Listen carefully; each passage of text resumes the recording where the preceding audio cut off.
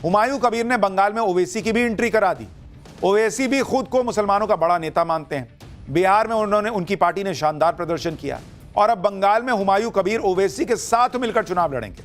हुमायूं कबीर ओवैसी की party AIMIM के साथ गठबंधन के लिए तैयार है।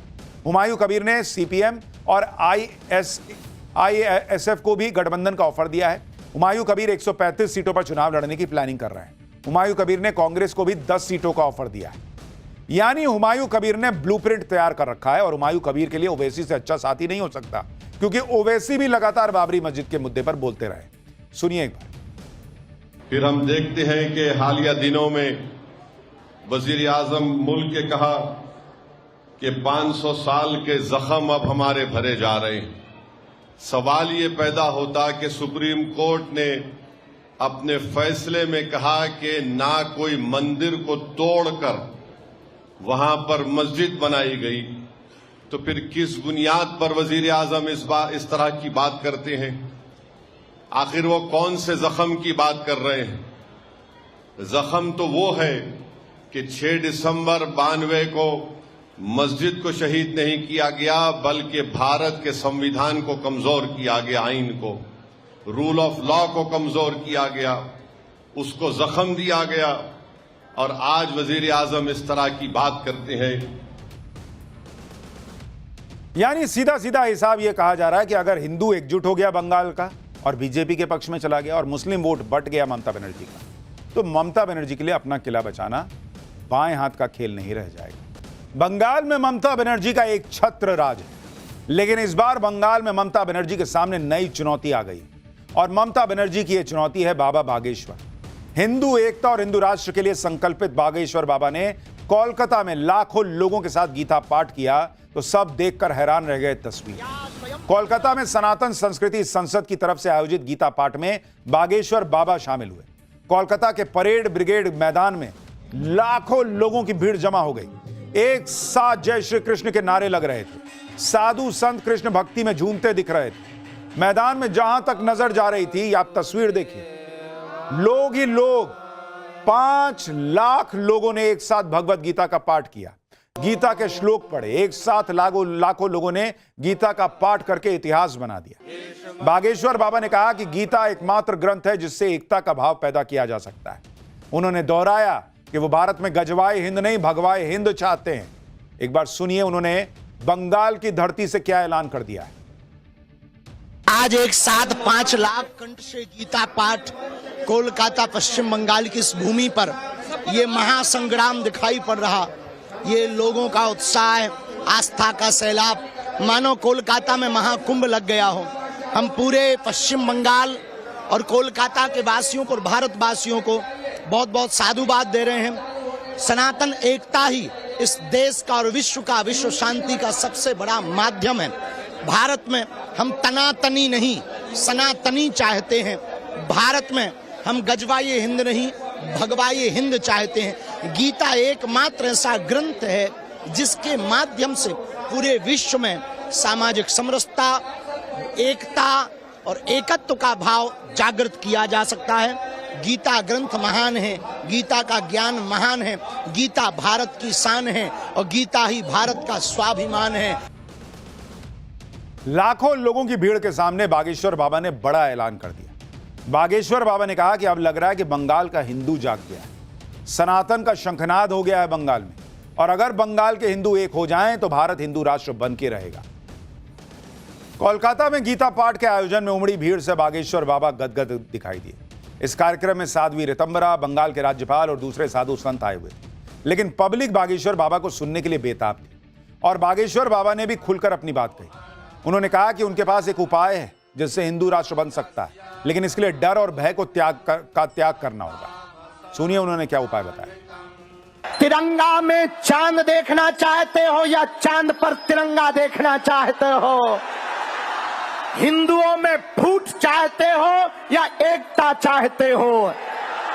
कौन कौन हिंदू एकता चाहता है? कौन कौन भारत हिंदू राष्ट्र चाहता है? डरोगे तो नहीं, पीछे हटोगे तो नहीं, भाग तो ना जाओगे। एक एक उपाय है, पूछो क्या? अरे जोर से तो पूछो।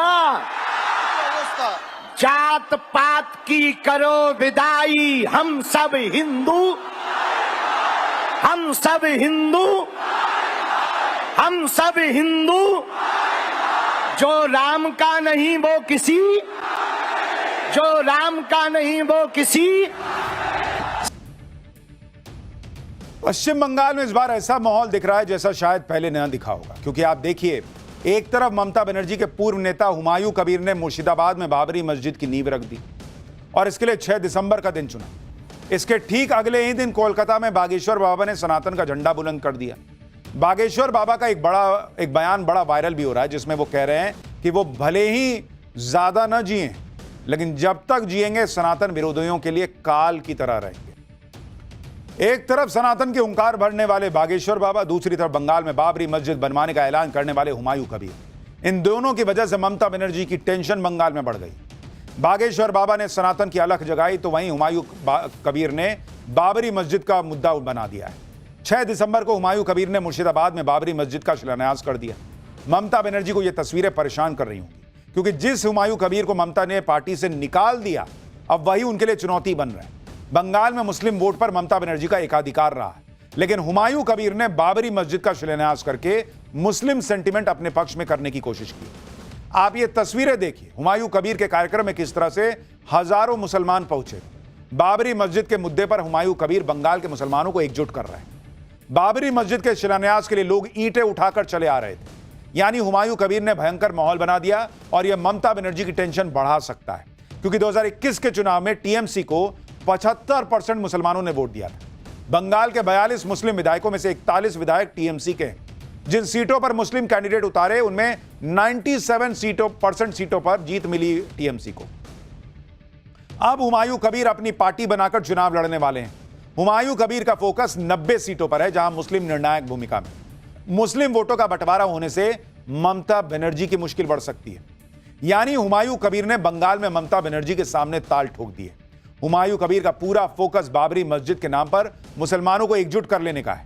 एक बार हुमायूं कबीर को सुनिए, फिर आपको बताता हूं इनका प्लान क्या है और ओवैसी बंगाल में क्या गेम करने वाले हैं। बहुत खुश हो। मैं 1 साल पहले ऐलान किया ये मुर्शिदाबाद में बेलडंगा में एक नया बाबरी मस्जिद का नींव रखूंगी। तो आज 6 दिसंबर में 1 बजे 10 मिनट तक मेरा लाखों आदमी इकट्ठा होके, मेरा जो लोग इतना लोग आया है। बंगाल में हिंदू एकजुट हुआ और मुस्लिम वोटों में तो फूट अगर पड़ गई तो ममता बनर्जी के लिए अपना किला बचाना बहुत बड़ी चुनौती बन जाएगा। ममता बनर्जी की पॉलिटिक्स पर नई आफत यह है कि बंगाल में बाबरी मस्जिद बनवाने का ऐलान करने वाले हुमायूं कबीर ने बंगाल विधानसभा चुनाव से पहले पूरी प्लानिंग कर ली। हुमायूं कबीर की प्लानिंग बंगाल में 3 बड़ी मस्जिद बनाने की, इसमें से एक मस्जिद की नींव 6 दिसंबर को रख दी गई है, जो अयोध्या वाली बाबरी मस्जिद की तरह ही बनाई जाएगी। इन मस्जिदों को बनाने के लिए जनता से चंदा लिया जा रहा है। आप ये तस्वीरें देखिए, बाबरी मस्जिद के लिए जो चंदा मिल रहा है उसे गिना जा रहा है और हुमायूं कबीर का कहना है कि मस्जिद के निर्माण में एक भी सरकारी पैसा नहीं लगेगा। जनता से मांग कर मस्जिद बनाएंगे और पैसा इकट्ठा करने के लिए हुमायूं कबीर पूरे बंगाल के मुसलमानों से अपील कर रहे हैं। बाबरी मस्जिद के नाम पर मुसलमानों के अंदर अपनी जड़ें गहरी कर रहे हैं। हुमायूं कबीर ने जिस तरह से भीड़ इकट्ठी करके अपनी ताकत दिखाई है, उससे ममता बनर्जी सोच में तो पड़ गई और ममता बनर्जी की टेंशन हुमायूं कबीर के साथ साथ ओवैसी भी बढ़ाने वाले हैं। हुमायूं कबीर ने बंगाल में ओवैसी की भी एंट्री करा दी। ओवैसी भी खुद को मुसलमानों का बड़ा नेता मानते हैं। बिहार में उनकी पार्टी ने शानदार प्रदर्शन किया और अब बंगाल में हुमायूं कबीर ओवैसी के साथ मिलकर चुनाव लड़ेंगे। हुमायूं कबीर ओवैसी की पार्टी AIMIM के साथ गठबंधन के लिए तैयार है।